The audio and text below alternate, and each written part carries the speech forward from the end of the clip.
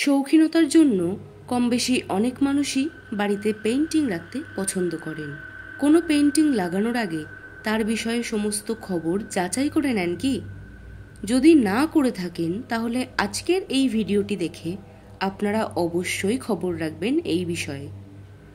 পৃথিবীর সবচেয়ে অভিশপ্ত পেইন্টিং দ্য ক্রাইং বেবি অথবা দ্য ক্রাইং বয়, যেটা কিনা ইতালি থেকে শুরু করে সমস্ত বিশ্বে অভিশাপ নিয়ে এসেছিল।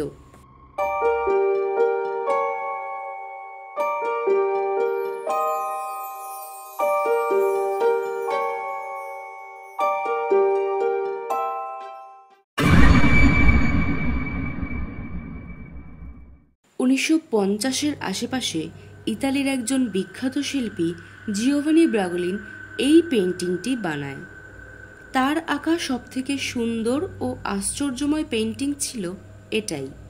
একটি বাচ্চা ছেলের কান্নার ছবি নিজের শিল্প দক্ষতার মাধ্যমে অদ্ভুত সুন্দরভাবে ফুটিয়ে তোলেন এই শিল্পী। এই পেইন্টিংয়ের জন্য তিনি প্রচুর অ্যাওয়ার্ডও পেয়েছিলেন এবং তিনি সফলতার চূড়ায় পৌঁছতে পেরেছিলেন। সমগ্র বিশ্বের মানুষের কাছে তিনি জনপ্রিয় ও খুবই পরিচিত হয়ে উঠেছিলেন। এই পেইন্টিংটি এতটাই ফেমাস হয়েছিল যে সেই সময়েই এই পেইন্টিংয়ের প্রায় 50,000-এর মতো কপি তিনি বানিয়েছিলেন। সকলেই পেইন্টিংটি কিনে নিজের ঘরে কিংবা অফিসে রাখতে চাইতেন সেই সময়।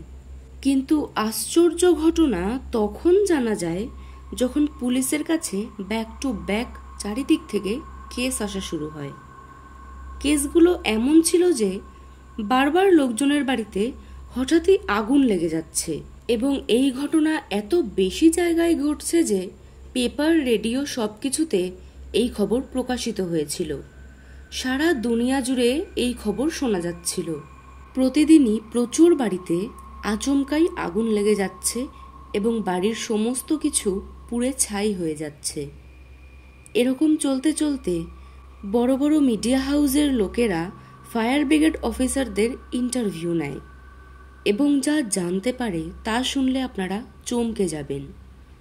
ফায়ার ব্রিগেডের অফিসাররা বলে বিগত কিছুদিনে তারা প্রায় 15টি বাড়িতে আগুন নেভাতে যায় এবং লক্ষ্য করে বাড়িতে থাকা সমস্ত কিছু পুড়ে ছাই হয়ে গেছে।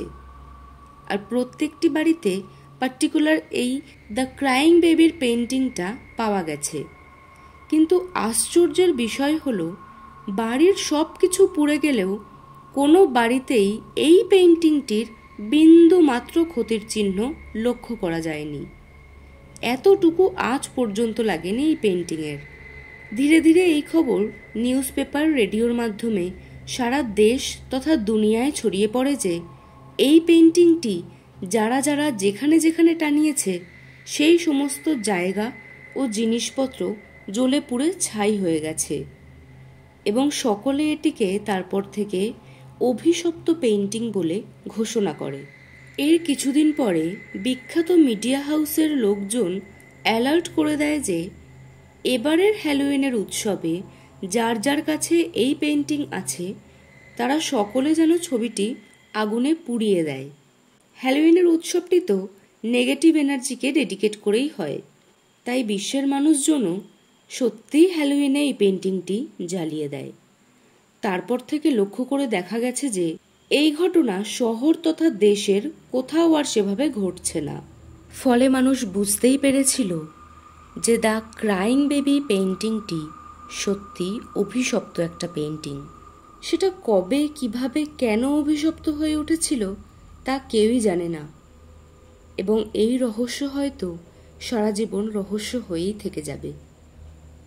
তো বন্ধুরা, আজকের মতো এই পর্যন্তই। ভিডিওটি ভালো লাগলে অবশ্যই লাইক, কমেন্ট ও শেয়ার করুন। আর এরকম আরও রহস্যময় ভিডিও পাওয়ার জন্য আমাদের চ্যানেলটিকে সাবস্ক্রাইব করে নিন। দেখা হচ্ছে পরের কোনো রহস্যময় ভিডিওতে। ততক্ষণের জন্য স্টে কানেক্টেড।